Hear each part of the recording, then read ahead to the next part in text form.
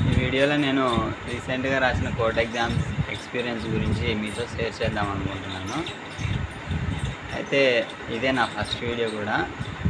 Video నచ్చితే ఖచ్చితంగా like చేయండి. అలాగే ఎవరైనా ఈ వీడియో చూస్తున్న వాళ్ళల్లో రీసెంట్గా కోర్ట్ ఎగ్జామ్ రాసింటే మీకు ఎన్ని మార్క్స్ వచ్చాయో కూడా కామెంట్ చేయండి.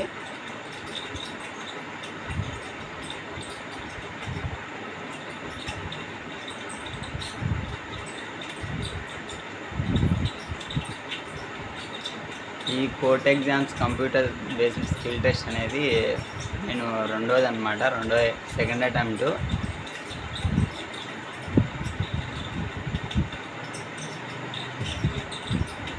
ఫస్ట్ వచ్చేసి ఎస్ఎస్సి ఫేజ్ 11 రాసిన. అందులో 72 ఎన్నో వచ్చినాయి, గుర్తులేదు. తర్వాత ఇది కూడా నాకు మా మామ అప్లై చేసినాడు అనమాట. మొత్తం ఫీజు కూడా ఆయనే కట్టేసి నాకు మా మామ అప్లై చేసినాడు.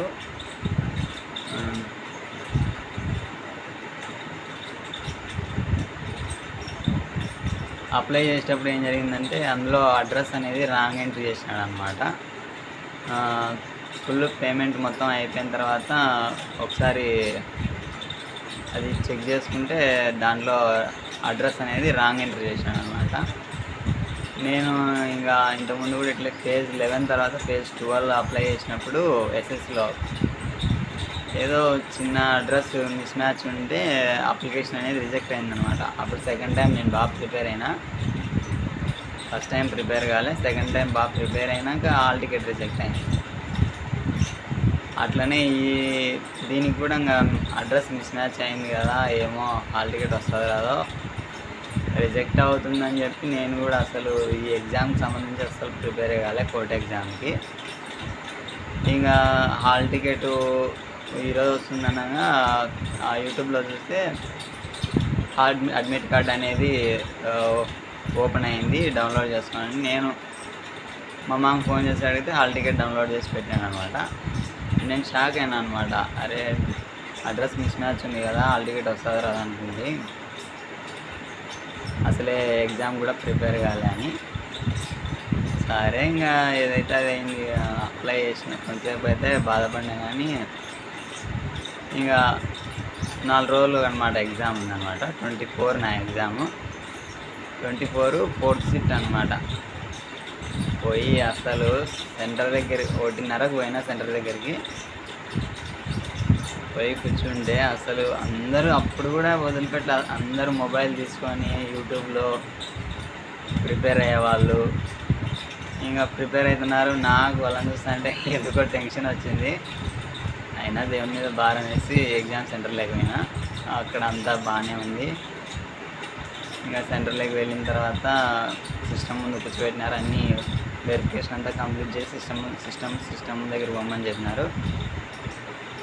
పోయి సిస్టమ్ ఆన్ చేయగానే ఇంకా నీకు 1.5 గంట టైం ఉంది, కొంచెం కూల్గా కూర్చొని సిస్టమ్ మీద చూపిస్తుంది అనమాట. టైం పడుతుంది.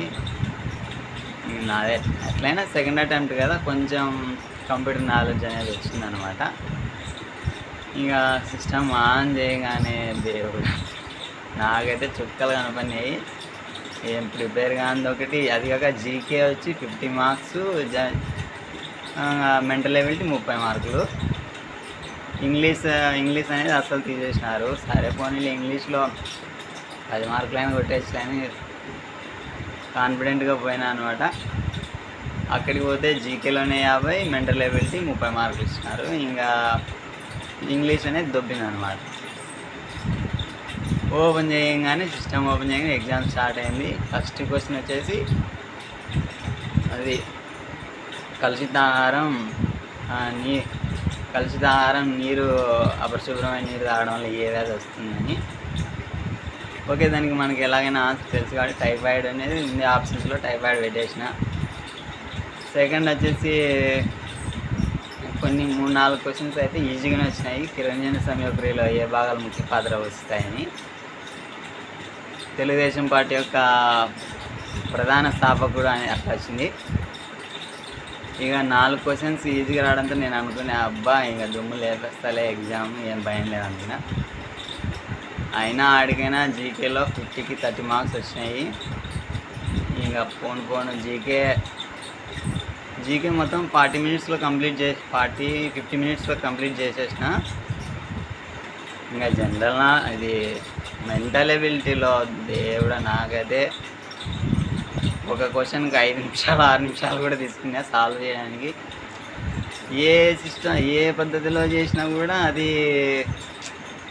ఆ టైం అయిపోతుంది అనే టెన్షన్ ఒకటి. 10th బేస్ పైన ఇంత వస్తుందని నేనైతే అస్సలు అనుకోలేదు. ఇక సరే మొత్తానికైతే 80 క్వశ్చన్స్ కంప్లీట్గా అటెంప్ట్ చేసిన. మెంటల్ ఎబిలిటీలో 12 మార్కులు ఏమో వచ్చినాయి, 30కి 12 మార్కులు. నేనైతే ఎలాంటి ప్రిపేర్ కాలే, డైరెక్ట్ పోయి ఎగ్జామ్ రాసేసిన అనమాట.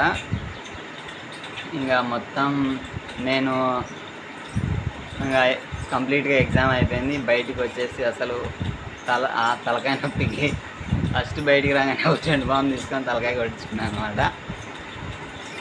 ఎగ్జామ్ ప్రిపేర్ కాంది ఒకటి, ఆ టెన్షన్ ఒకటి. మొత్తానికైతే ఎగ్జామ్ అట్లా కంప్లీట్ చేసి బయటకు వచ్చి జెడ్ బాంబు పట్టించుకొని మళ్ళీ ఇంటికి వచ్చేసాను అనమాట.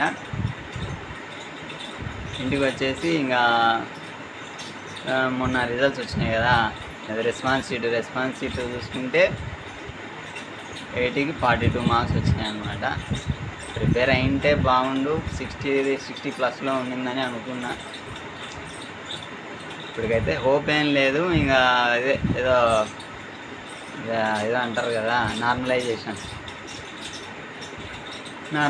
వల్ల ఏమైనా పెరిగినా కూడా నాకైతే హోప్స్ అయితే లేవు. మీకు ఎవరైనా ఈ వీడియో చూస్తున్న వాళ్ళ కోర్ట్ ఎగ్జామ్స్ రాసింటే మీకు ఎన్ని మార్క్స్ వచ్చినాయో కామెంట్ చేయండి. అట్లాగే ఏ పోస్ట్కి అప్లై చేసినారో కూడా కామెంట్ చేయండి. నేను వచ్చేసి చదివింది 10th అనమాట, కాబట్టి నేను సబార్డినేట్ పోస్ట్కు అప్లై చేసిన. నాకు ఒక పక్క ఈ టైం ఉండదు, ఫ్యామిలీ ఒక పక్క, నేను ఏదో ప్రైవేట్గా చిన్న కంపెనీలో పని చేసుకుంటున్నా, అది ఒకటి. మొత్తానికి కంప్లీట్గా వదిలేసుకొని ప్రిపేర్ అవుదామంటే ఈ యూట్యూబ్లో వచ్చే వీడియోలు కొంతమంది ఏం చెప్తున్నారు, ఈ కోర్ట్ జాబ్స్ అటు పేరుకే క్లర్క్గా ఉంటుంది కానీ వర్క్ మొత్తం జడ్జిల ఇళ్ళల్లో ఉంటుంది, అది ఇది అని కొంతమంది వీడియో చేసి పెట్టినారు. కొంతమంది